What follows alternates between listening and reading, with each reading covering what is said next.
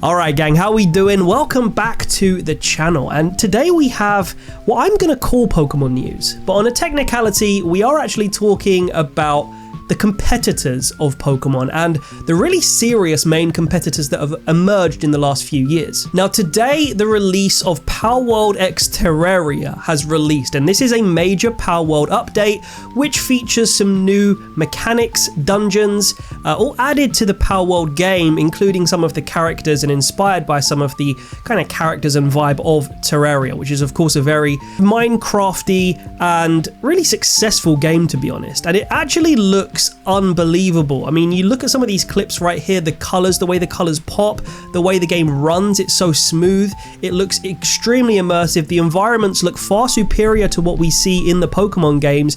And you know, there's this whole lawsuit context where Pokemon are kind of taking Palworld and suing them because of apparently not the character designs, which is crazy because even looking at some of these characters that you see, you're blatantly seeing Pokemon like Zubat, Meganium, there's this one just looks exactly like Pawmot. I mean, it literally looks the same. So you can clearly see that the character designs are inspired by Pokemon characters. And, you know, that's probably the point of contention for me. I get it, right? I come from an era where Pokemon and Digimon, in terms of anime and games, were very much neck and neck. Now, over time, Pokemon eventually emerged victorious, I think largely due to their consistency, probably due to the platform they chose to put their games on, and they just kept putting stuff out and making great games and stuff. So I get it. Palworld, I don't think that Pokemon deserves a monopoly. I think competition is really, really good. And as you can see by this trailer, it looks really spectacular. Now, I've never really played Palworld before. In fact, seeing this trailer has kind of made me want to try it. It looks so polished. And I actually think this is a good thing. I wanted to talk about a little bit what this means for Pokemon. I know this is only a DLC, but we're going to move on to another game right here that was announced for Xbox systems last week, which I find really interesting. But here we go. This came out a couple of weeks ago. I almost did a bespoke video on this when it first came out, but I'm kind of glad I waited because we can have a wider conversation about this and Palworld. This is Animo, and this is the reveal trailer that happened just a couple of weeks ago. And this again is an Xbox exclusive, and some of these characters look amazing. Again, you can see exactly what they're doing here. They're taking from the Pokemon universe. That looks like a Wooloo, but a kind of cloud version. You've got so many different characters here that you can kind of go, hey, doesn't that look like this Pokemon? But the cinematicness of this game looks unreal. It's glossy, it's colorful, it's vibrant, it's very high contrast, but it's also smooth. The environments are very, very engaging. It makes you feel like you're lost and immersed in a world. And look, the Switch 2 really did improve Pokemon Scarlet and Violet and the DLC. We've had that for 3 weeks now. I'm actually going to be uploading a 45-minute raw gameplay video tomorrow, so you guys that don't have access to a Switch 2 yet can have a look at what the game looks like if you're just spending some time, you know, 30 minutes to an hour just walking around the map, engaging with things, seeing how it's different from that Switch 1 experience. And I actually went back and looked at some of my Switch 1 clips, by the way, that I'd recorded for kind of like B-roll for some of my videos, that I recorded from the Switch 1, and they look horrendous compared to the Switch 2. Like when you put them side by side, it looks like we're comparing a PS2 game with a PS4 game, which is saying a lot. But yeah, this Aniimo game looks fantastic as well. It's a little bit more dreamy in the sense of it's got this song playing in the background. It's kind of like this mid-2000s dreamy pop racing game vibe, which I actually think is really great. I think it's going to be a really unique selling point of this game and make it kind of stand out compared to Pokemon, which has obviously got its own core identity. But anyway, let's talk about why this is actually a good thing for Pokemon. And I think Pokemon will have caught scent of this way back when Palworld first got released. I think there's been a couple of like monster games and collecting monster games that have dropped over the years that have posed no real threat to Pokemon because they just haven't broken the mainstream. I mean, we've always had things like Digimon, which I mentioned earlier. We have Monster Hunter. There was a game called Temtem. You've got Cassette Beasts. You have Yokai Watch as well, which is very similar mechanically, but it's crazy. I mean, I came over here, let's get this up, to the actual wiki page of Monster Taming Game, and this literally says that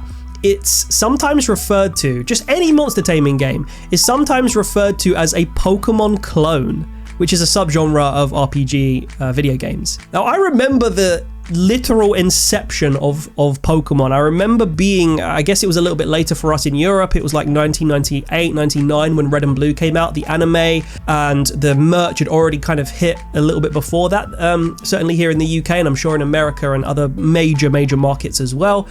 But it's crazy because at the time, Pokemon was huge, it was, but Digimon was a real big player. It had the same kind of anime, it had the same kind of games, but they were just on PlayStation. I think there were like 4 Digimon World games by, I would say, like 2004.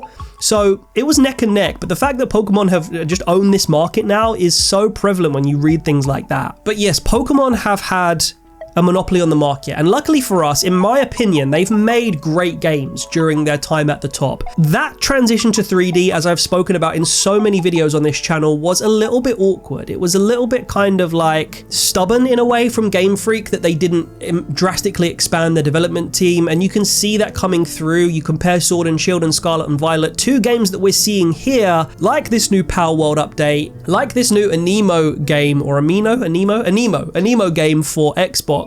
And you can see how far away Pokemon's finesse and their polish of their games is. You look at the map design of Scarlet and Violet, we're going to talk about this in a video releasing on Friday.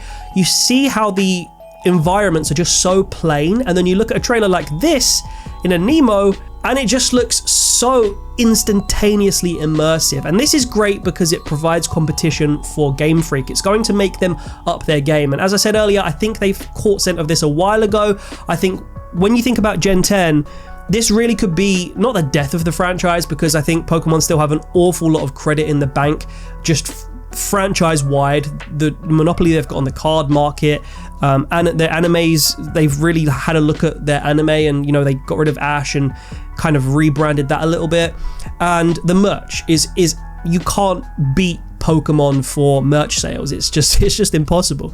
So they have an awful lot of credit in the bank. Even if they made a game that was half of what this Animo game looks like, but it was still a big improvement from Scarvy, I think they would still be fine. I think they'd still do a lot of sales, but they could do so much more. And games like Animo and games like Palworld are really showing that. So I think Pokemon aren't stupid. They've made too many good games. They've made too many good decisions, and they have such a good foundation within their games. Even if the game looks bad, there are still elements that make you really want to play the game, whether it's obviously Terra Raid battles, whether it's just the idea of training Pokemon to fight competitively. There's so many little different corners of the Pokemon world that make you play regardless of how good the game looks. But still, it's so spoken about now in the community, and you know, just mainstream gaming reviewers and people that play the game. I think about IGN and GameSpot, maybe less important now than they once were, and I know people criticize their reviews, me included,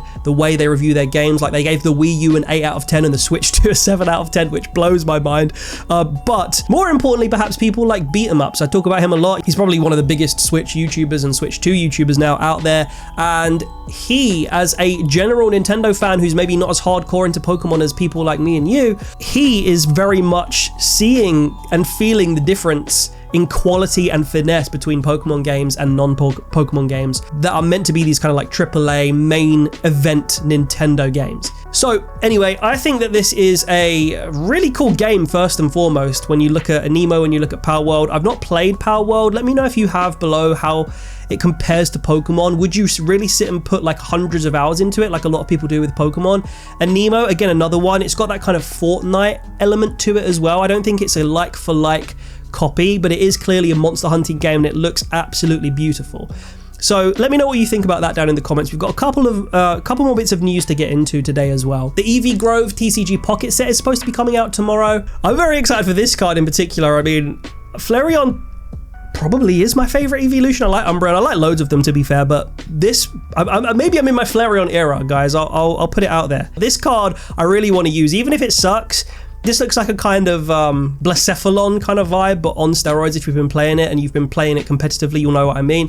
But it looks like you're going to have some beautiful cards and beautiful arts as well, and secret illustrations and stuff like that. So make sure you log on tomorrow and open some new packs if you would like to.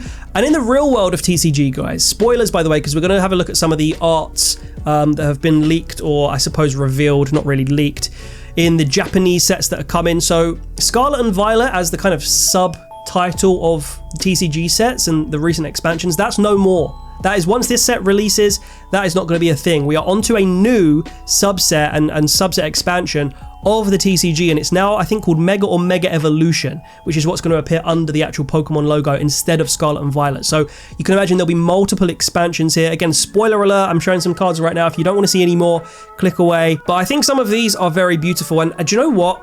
I was looking at the backgrounds of some of these cards, and I think it might reveal a little bit about maybe what happens in Legends ZA that we hadn't expected. So if we come over here to Cerebi and we have a look at the art for the reveal, this is the official art. Look at the background here of Gardevoir, and I'm actually going to remove my face and just show you this full screen here. Look at the background of Gardevoir. That doesn't look to me like Lumio City. That looks like a very Japanese inspired city. Lucario is also very much in an urban city environment. You can see there's like a trash bin basically underneath his leg, but that one on Lucario's side looks to me like it could be in Kalos in Lumiose. On the right side though, I think that very much looks like a Japanese town. So maybe at the end of ZA, seeing as there's a big central focus on Mega Evolution, maybe, and I'm you know, this is very speculative, so take this with a pinch of salt, but maybe we end up going to one of the Japanese regions to kind of establish the lore of Mega Evolution, considering there are two timelines in the official lore. You've got the non-Mega timeline and the Mega timeline. And this could be like trying to, it could basically, I'm thinking that ZA could take us to a Japanese region, whether it's Sinnoh or Hoenn or Johto or Kanto, wherever, and establish Mega Evolution in that city environment as well. Maybe that's in Goldenrod, or I don't know, it could be anywhere really, but just look at those like boards. I mean, it could just be Kalos, it really could, but I just don't think so. But it does look awesome, and we've got some of these cards right here to share with you. I mean, the Mega Lucario, they have removed the actual Japanese text that used to be prevalent in I think the last time we got it was probably X and Y, like 2016, I want to say. We used to get the big text. I think it's actually further down on this page. We have the example, like Mega Blastoise used to have the Japanese text above him. This was pointed out by, I think, Zarul in Discord earlier, so shout out Zarul. But it's a very good point. You had that beautiful Japanese text, which I think, for me, was a really big, unique selling point of these Mega cards back in the day. This is going to be probably, you're probably going to see a lot more Mega cards within a set, because the whole concept of it is Mega Pokemon. I mean, the Gardevoir again looks very gamey compared to maybe the Blastoise. The textures are still there, but they're a little bit more gamey, and they're still very vibrant and colourful. I think they really pop. Those colours that they've picked for some of these cards do look really, really nice. But anyway, let me know what you think about these updates today, guys, about the TCG, the TCG Pocket, and of course what we spoke about earlier, which is the competitors of Pokemon and how are they going to impact how Pokemon themselves behave. So let me know what you think about all of that we've covered in today's video, guys. Very excited to see what you guys think. We have the Pokemon Presents in less than a month now, so I think it's July 22nd, which is, yeah, Tuesday next month. We're going to be obviously looking forward to that. I'm going to be covering it live. We're going to do a live stream reaction to that. And in between then, guys, stay subscribed, because we're going to be covering all of the latest news in the Pokemon world, everything from Cerebi, everything from everywhere else. And I love having these kinds of discussion videos with you. So appreciate all your love and support on the channel lately. We've got some more premium videos coming out. Hit the subscribe button, and I'll see you in the next one. Take care, guys. Love you, gang.